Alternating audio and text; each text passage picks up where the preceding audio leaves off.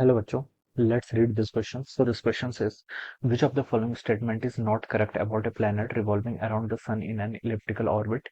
A option is its kinetic energy is constant. B option is its angular momentum is constant. C option is its aerial velocity is constant. And D option is its time period is proportional to r cube. Time period किसके proportional होता है r cube के. तो चलिए इस question को start करते हैं. So we can write down the key concept of this question. इस क्वेश्चन का की कॉन्सेप्ट ऑफ देखें क्या लिख सकते हैं.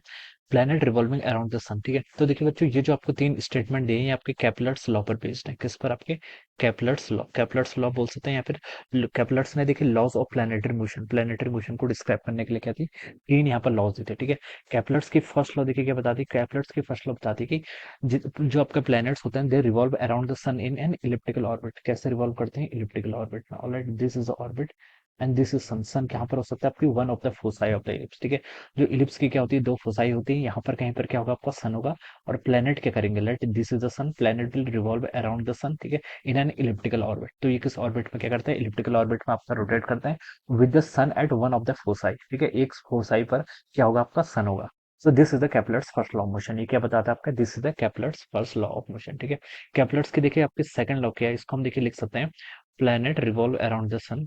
Planet revolve revolve around the sun in elliptical orbit.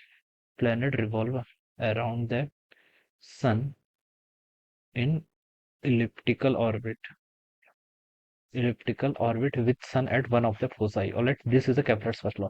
Kepler's second law बताती है कि जो planets होते हैं, जो जो एरिया क्या करते हैं, स्विप्स आउट करते हैं. Alright, this sweeps out equal area and equal interval of time. अगर हम क्या करते हैं, देखिए यहाँ पर से क्या करते हैं, ऐसे एक रेडियस वेक्टर ड्रॉ करते हैं विच इज जॉइनिंग. ठीक है, किसी टाइम इंटरवल पर. ऑलराइट, तो देखिए अगर इक्वल टाइम इंटरवल पर ये क्या करते हैं, आपका इक्वल एरिया क्या करते हैं, स्वीप करते हैं. क्या करते हैं, इक्वल टाइम इंटरवल पर आपका इक्वल एरिया क्या करते हैं, स्वीप करते हैं. मान लीजिए यहाँ पर आपका टाइम क्या है, टी है, और यहाँ पर आपका टाइम कितना है, टी प्लस डेल्टा टी के इक्वल. ऑलराइट, तो इतने ही डेल्टा टी टाइम इंटरवल पर यहाँ पर जो एरिया स्वीप आउट करेंगे, ये एरिया क्या होगा आपका, दोनों एरियाज क्या होंगे, आपके इक्वल होंगे. ठीक है, इक्वल टाइम इंटरवल पर आपका इक्वल एरिया क्या करते हैं, स्वीप आउट करते हैं. सो ये क्या आपकी, this is the second law of कैपलर, second law of planetary motion. Alright, और इसको अगर हम सॉल्व करते हैं तो यहाँ से आपका D A by D T क्या होता है, this is our areal velocity. ये टर्म आपकी कांस्टेंट आती है, दिस टर्म इज कांस्टेंट, और ये किसके इक्वल आती है, आपकी एल बाई टू एम के इक्वल आती है. ऑलराइट, तो टू एम तो कांस्टेंट है, तो इसका मतलब ये पता चलता है कि जो आपका एंगुलर मोमेंटम है, this is also constant. Alright, तो this is the Kepler second law of motion. Kepler's की थर्ड प्लेनेटरी लॉ क्या है, देखिए जो आपका स्क्वायर होता है किसका, टाइम पीरियड का, जो आपका प्लेनेट क्या करता है, रिवॉल्व अराउंड द सन, उसका जो टाइम पीरियड का स्क्वायर होता है, it is directly proportional to the third power of the radius. Third power of the radius बोल सकते हैं अगर सर्कुलर ऑर्बिट में है. और अगर आपका क्या कर रहा है, इलिप्टिकल ऑर्बिट है, तो हम बता सकते हैं क्यू होता है किसका, सेमी मेजर एक्सिस का क्यू हो जाएगा. So this is the three laws of Kepler's. Okay, तो फर्स्ट स्टेटमेंट में लिखा है कि it's kinetic energy is constant. This statement is incorrect. ये स्टेटमेंट क्या इनकरेक्ट है, काइनेटिक एनर्जी क्या करेगी, वेरी करेगी. ऑलराइट, हर स्टैंड पर हम बता सकते हैं कि जो काइनेटिक एनर्जी है वो क्या करेगी, आपकी वेरी करेगी. अपोजी और पेरिजी यहाँ पर जो पॉइंट्स होते हैं, इसके करस्पॉन्डिंग आपकी डिफरेंट डिफरेंट की आपकी काइनेटिक एनर्जी होगी. बी ऑप्शन लिखा है it's angular momentum is constant. This statement is correct. हम सेकंड यहाँ पर से बता सकते हैं कि जो आपकी एरियल वेलोसिटी कांस्टेंट रहती है. यहाँ से आपका एल बाई टू एम, ये भी टर्म क्या रहेगी, कांस्टेंट रहेगी. टू एम आपकी कांस्टेंट टर्म है, तो एंगुलर मोमेंटम आपका कांस्टेंट आएगा. सी पे लिखा है its aerial velocity is constant. This statement is also correct.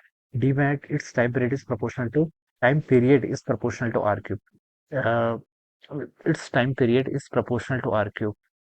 Right? This statement is time period का स्क्वायर होता है आपका. This is proportional to r cube. ये किसके प्रोपोर्शनल होगा, आपका आर क्यूब के प्रोपोर्शनल होगा. तो यहाँ से हम ये बता सकते हैं कि डी ऑप्शन भी आपको बच्चों क्या होगा, इनकरेक्ट होगा. डी ऑप्शन में क्या होगा, इनकरेक्ट होगा.